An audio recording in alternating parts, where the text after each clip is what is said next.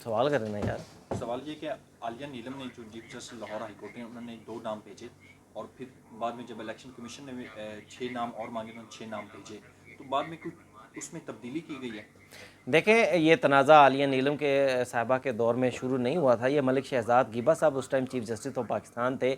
मार्च के महीने में जब इलेक्शन ट्रिब्यूनल्स के लिए इलेक्शन कमीशन की जानिब से chief justice Lahore high court को एक ख़त लिखा गया और उसमें कहा गया कि हमें 8 इलेक्शन ट्रिब्यूनल्स के लिए नाम दिए जाएँ।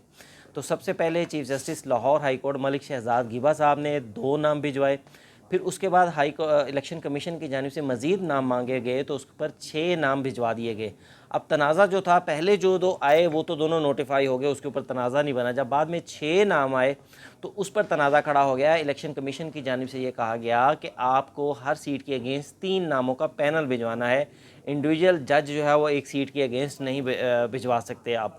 अब इस पर तनाज़ा खड़ा हो गया। इसी दौरान वकील सलमान अकरम राजा ने लाहौर हाई कोर्ट में एक दरख्वास्त दायर कर दी जिसमें यह कहा गया कि ये फ़ैसला chief justice Lahore high court ने करना है, ना कि इलेक्शन कमीशन ने। और लाहौर हाई कोर्ट में उस मुकदमे की समाअत हुई।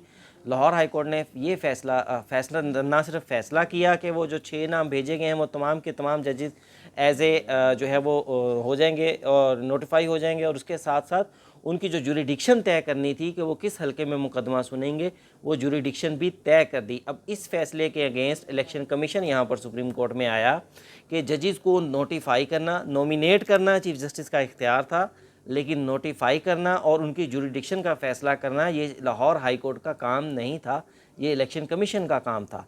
तो इसी पर सारा ये तनाज़ा खड़ा हुआ। फिर इसी दौरान जब ये इलेक्शन कमीशन यहाँ पर सुप्रीम कोर्ट ऑफ पाकिस्तान में आया, इसी दौरान chief justice Lahore high court Malik Shahzad Ahmad गिबा साहब सुप्रीम कोर्ट में एलिवेट हो गए और चीफ जस्टिस आलिया नीलम जो थी वो chief justice Lahore high court बन गई।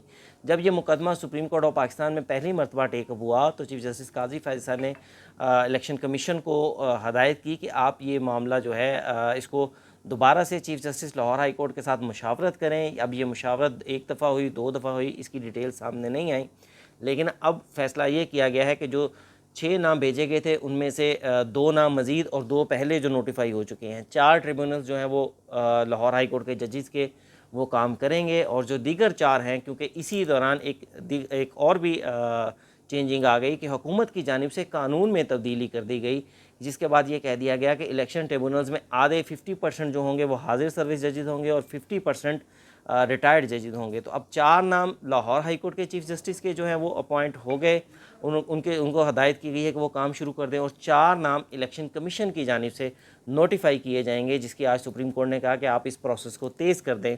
वो नोटिफाई किए जाएंगे और उनके नोटिफाई होने के बाद वो बाकायदा मुकदमों की समाअत शुरू कर देंगे।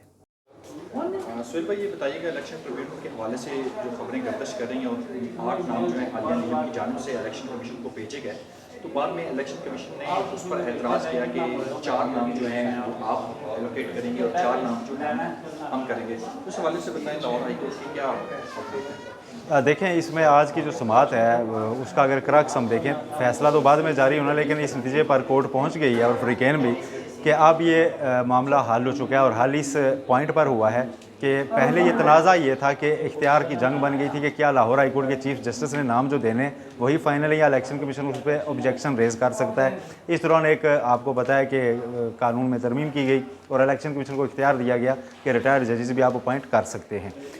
तो अब जब जस्टिस आलिया नीलम साहिबा से मुलाकात हुई इलेक्शन कमीशन की, तो इलेक्शन कमीशन का जवाब ये बताता है जो सुप्रीम कोर्ट के सामने जमा हुआ कि जस्टिस आलिया नीलम जो chief justice Lahore high court हैं, उन्होंने कहा कि हमने तो 8 नाम में से कोई वापस नहीं लेना, लेकिन अगर आप ये बता रहे हैं कि नया कानून आपको रिटायर्ड जज भी अपॉइंट करने की इजाज़त देता है और उसके लिए हमारी मुशावरत भी ज़रूरी नहीं, तो आप उस पर जाके अपना इख्तियार इस्तेमाल कर सकते हैं, हमारी तरफ से वही नाम फाइनल है। तो अब इलेक्शन कमीशन ने यह फैसला किया है कि जो टोटल 8 ट्रिब्यूनल्स थे, तो उसमें से 4 जो है ना जजेस, वो जो पहले ये कानून आने से पहले लाहौर हाई कोर्ट की तरफ से आए हुए थे और वो बन रहे थे, उन्हीं को अपॉइंट किया जाएगा। 4 लेकिन इलेक्शन कमीशन अब रिटायर्ड जजेस को अपॉइंट करेगा। यानी लाहौर हाई कोर्ट के जो मलिक शहजाद साहब की तरफ से दिए गए 8 नाम थे, उन 8 के 8 पर ये अमल दरामद नहीं होगा। और अब नए कानून की आड़ में, जिसे PTI चैलेंज भी कर चुकी है, उसके तहत इलेक्शन कमीशन 4 रिटायर्ड ट्रिब्यूनल्स लगाने जा रहा है। लेकिन साथ सलमान अकरम राजा ने इस मौके पर अदालत से दरख्वास्त कर ली कि आप रिटायर्ड जजेस के मुतालिक कोई अदालत ऑब्जर्वेशन न दें, क्योंकि हम उस कानून को चैलेंज कर चुके हैं। तो इसलिए ये अब अलग फोरम पे ये तनाज़ा चलता रहेगा कि रिटायर्ड जजेस बैठ सकते हैं या नहीं, लेकिन मीन वायर इलेक्शन कमीशन उनको अपॉइंट करने जा रहा है।